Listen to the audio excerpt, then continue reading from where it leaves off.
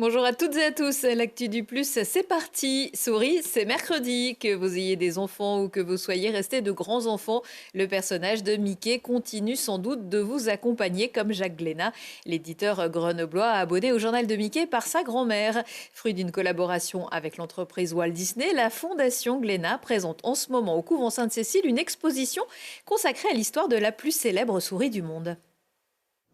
Alors, l'exposition Mickey, tout a commencé par une souris, accueille au couvent Sainte-Cécile à peu près 180 pièces présentées. 90% des objets sont issus de collections privées et pour la plupart, c'est une première mondiale en termes de présentation. Et donc, cette exposition est divisée en 3 parties. Il y a une première partie autour du cinéma, puisque Mickey va d'abord naître sur les écrans en 1928, puis ensuite une partie sur le papier, puisque très vite, finalement, on le décline aussi en format bande dessinée dans les magazines et les journaux.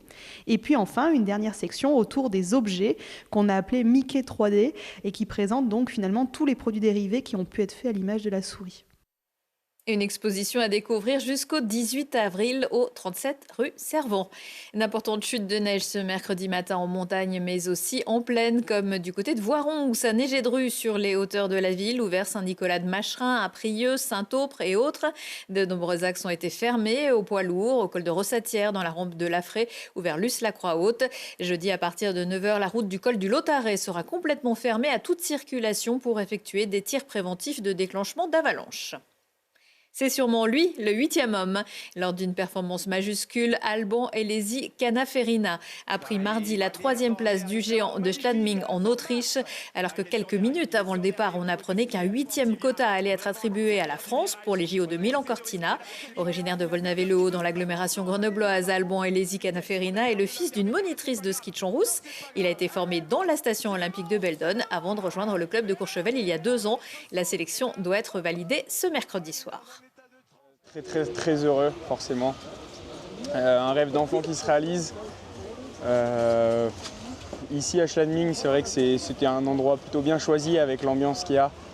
Les conditions, elles étaient juste parfaites pour moi. C'était très glace. Je me suis livré à 100%, j'ai joué et je suis super heureux du résultat.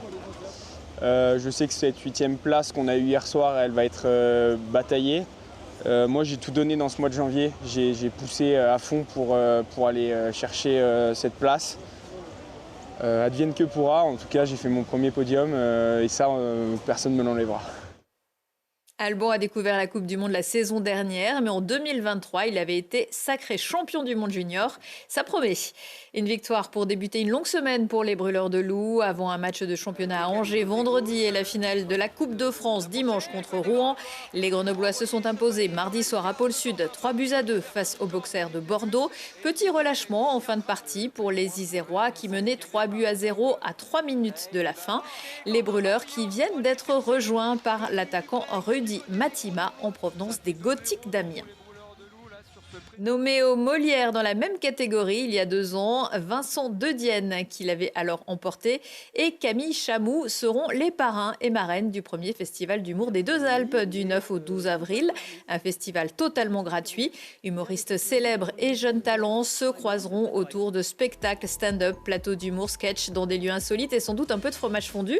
Loisans et l'humour font décidément bon ménage après le festival du film de comédie de l'Alpe d'Huez. Articles et vidéos, toute l'actualité de votre territoire à retrouver sur notre nouveau site tgplus.fr et sur nos réseaux.